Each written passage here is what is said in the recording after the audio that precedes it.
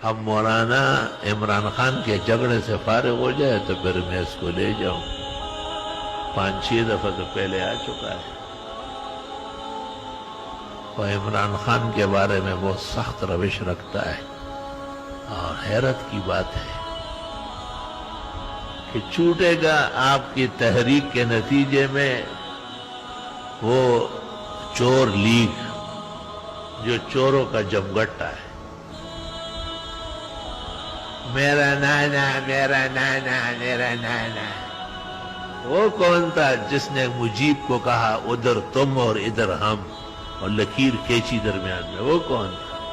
کچھ شرم کرو اور حقیقت کے آئینے میں دیکھو. وہ بھی مولانا کو کہتے ہیں کہ مذہبی کارڈ استعمال نہ کرے آپ.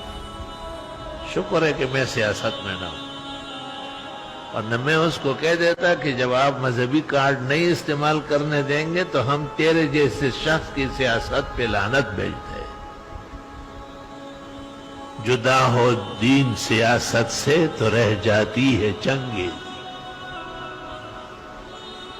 سیاست میں دین ہو، علم ہو، مولانا جیسے بہادر اور ان کے رفقائے مخلصین جیسے افراد ہو تو لوگ کم از کم مومن رہیں گے، مسلم رہیں گے.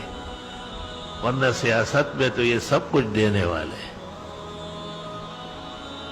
تو یہ ایک دکھ کی بات ہے کہ مشقت اور محنت مولانا کرے اور دھرنے دے اور احتجاج کرے. ناراض ہے حکومت سے کہ اس حکومت نے معیشت کو، ملک کو، اقتصادیات کو تباہ و برباد کر لیا.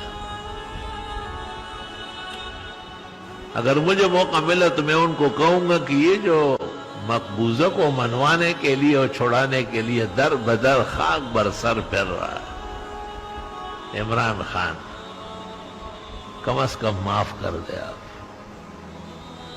کوئی شک نہیں کہ پاکستان کے بعد ترسالہ تاریخ میں کسی غیرتی انسان نے مقبوضہ کے سر پر ایسی بازی نہیں لگائی جو عمران خان نے لگائی. یہ بات ماننی چاہیے.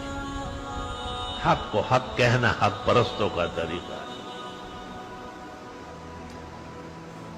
دن بھر رات بھر وہ کبھی ایک ملک کے بادشاہ کو منت کرتا ہے کہ ہمارے بھائی کشمیر میں گھیرے ہوئے ہیں. موزی زمانہ لعنتی انسان.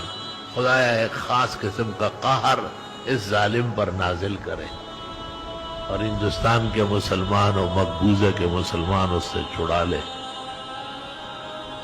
تو عمران خان لوگوں کو منت سماجت کرتا ہے. اللہ تعالیٰ مولانا کے دل پر بھی رحمت نازل کرے. میں عمران خان کو اس کے گھر لے جاؤں گا. بالکل.